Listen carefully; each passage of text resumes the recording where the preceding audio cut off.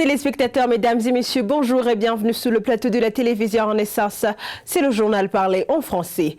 Et puis Paul Nyongao et Eric Nirela, étudiants à l'école normale supérieure, respectivement président du bureau du conseil des délégués et du comité exécutif de l'association des étudiants futurs éducateurs, ont été renvoyés pour l'année académique 2016-2017 sous proposition du conseil d'administration. Selon le directeur général de l'ENS, docteur ingénieur Noussoura Hassan, ces étudiants sont accusés d'avoir organisé des réunions pendant les moments de cours sans permission. Suivez. Ils ont eu un comportement étrange d'organiser des réunions pendant les moments de cours sans permission. Ils ont été interpellés plusieurs fois, mais pour eux, ils avaient le droit de le faire d'après leur programme. Ils avaient osé mettre leur programmation au-dessus du règlement académique. C'est à cause de cette inversion des rôles que ces étudiants ont dû être exclus et sur proposition du conseil d'administration qui a été tenu le 20 mars 2017. Après analyse, la ministre aussi a sorti une ordonnance les excluant. Droit de l'homme à présent, le PP2 Michel Ngozi alias Gwembe a été révoqué du corps de la police nationale sur décision du président Pierre Nkurunziza. Michel Ngozi alias Gwembe est cité dans beaucoup de cas d'assassinat et de torture infligées aux simples citoyens. Le président de la PRODERACH, Pierre Claver Mbonimpa, salue cette décision de révocation mais qui a tardé de tomber. Il interpelle les organes habilités à réprimer tous les autres policiers impliqués dans des cas pareils pour redorer l'image de ce corps de police.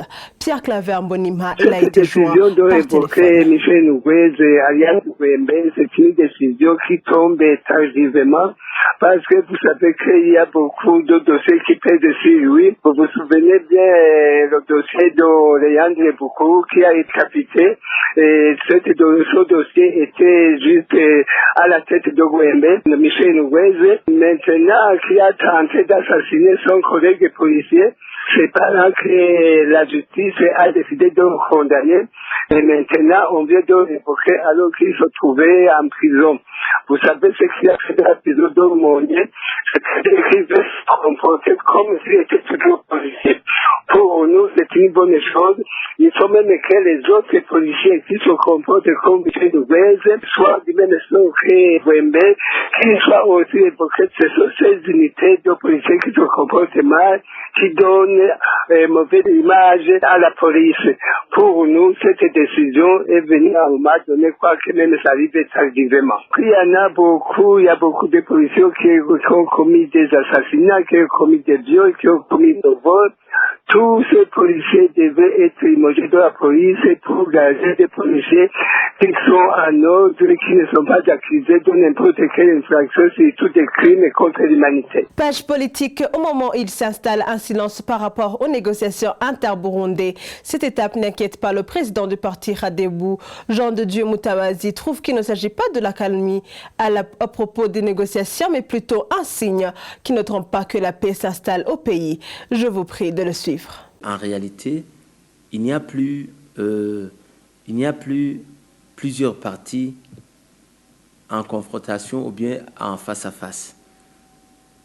Pourquoi? Parce que c'est un résultat de tout un processus de rétablissement de la paix.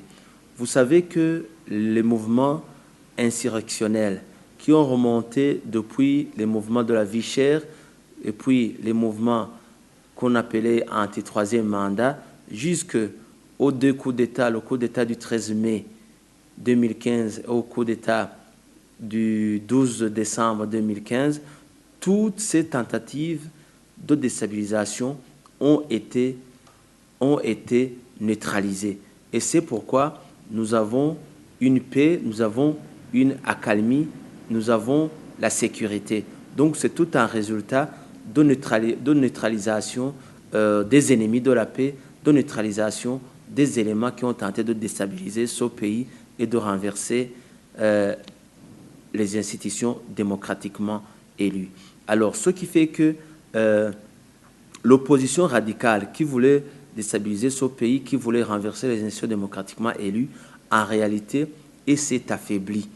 et s'est affaibli. Vous avez remarqué que le mouvement, la plateforme SNARED, est allé en s'affaiblissant parce que les membres qui l'ont composé l'ont progressivement quitté, et il y en a qui ont préféré revenir au pays pour mettre leur contribution dans l'édification de notre pays.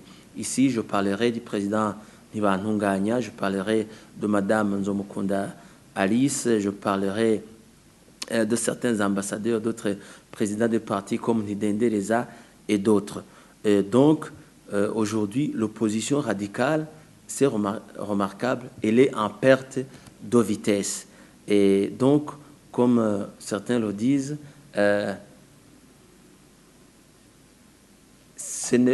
il n'y a plus, la guerre est finie, faute de combattants, c'est-à-dire qu'il n'y a qu'une seule partie aujourd'hui qui ne peut pas, je dirais,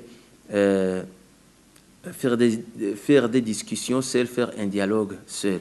Et c'est pourquoi aujourd'hui, ce qui reste, c'est de recourir au reste des leaders qui sont à l'exil pour les rapatrier, c'est de recourir au rapatriement des citoyens simples qui sont dans certains camps de réfugiés au Rwanda, en Ouganda et en Tanzanie, ainsi qu'ici à côté à RDC, là où il y en a très peu. Ce qui reste aussi, c'est de mettre sur pied des textes légaux qui vont nous aider à bien organiser les élections de 2020. C'est notamment un code électoral actualisé ainsi qu'une constitution de la République du Burundi qui est actualisée. Ce sont ces textes-là. Parlons économie avant de clore cette édition. L'Association burundaise des consommateurs lance un appel vibrant au gouvernement burundais pour qu'il y ait de la transparence dans la remise et reprise des marchés publics. Selon Noël Nkurunziza, représentant légal de cette association, la mauvaise gestion de cette étape engendra certainement la hausse des prix, étant donné que cette reprise n'émane pas d'une étude préalable. Je vous prie de le suivre. Je pense que cette procédure aujourd'hui de reprise de la gestion des marchés dans les communes comme dans la mairie par l'administration municipale ou l'administration communale est une activité qui est tentée de se dérouler aujourd'hui pas de façon transparente parce que nous avons constaté très récemment même dans la mairie qu'il y a eu intervention de la police pour que les anciens gestionnaires puissent quitter le bureau. Ce qui veut dire qu'il n'y a pas eu de remise et reprise en bonne et due forme. Et par conséquent, il y a absolument des dommages d'un côté comme de l'autre qui pourraient survenir. Et en conséquence, la commune ou la mairie pourrait être obligée de dédommager la société qui gérait. Et le grand perdant, c'est toujours le consommateur. Nous avons aussi constaté qu'il y a quelque part où on commence à revoir à la hausse les tarifs de location, les frais de location des stands et des magasins qui étaient dans ce marché. Et ce qui a pour conséquence une hausse des prix qui sera absolument générée par cette hausse des loyers par les commerçants. Et toujours, c'est le consommateur qui va payer. Et en tant qu'organisation de défense des droits des consommateurs, nous recommandons à ce que d'abord il y ait de la transparence dans la remise et la reprise de la gestion de ces marchés. Encore que nous gardons toujours des inquiétudes parce que au départ, quand il y avait financement par l'Union européenne ou d'autres bailleurs pour tout d'abord réaménager les marchés et avec recommandation de les passer au privé pour la bonne gestion, remarqué qu'avant, c'était sous la gestion effectivement des services de l'État et qu'on avait remarqué que ce n'était pas rentable.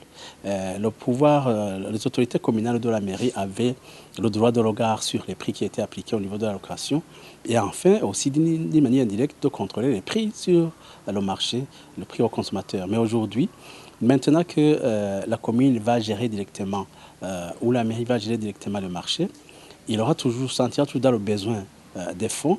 Et chaque fois, la tendance sera de revoir à la hausse sans toutefois maîtriser même au fond les problèmes qui surviendraient dans la gestion du marché. Étant donné que cette reprise n'est pas obligée d'une étude préalable. C'est par ici que prend fin notre journal. Merci de nous avoir suivis. À la prochaine.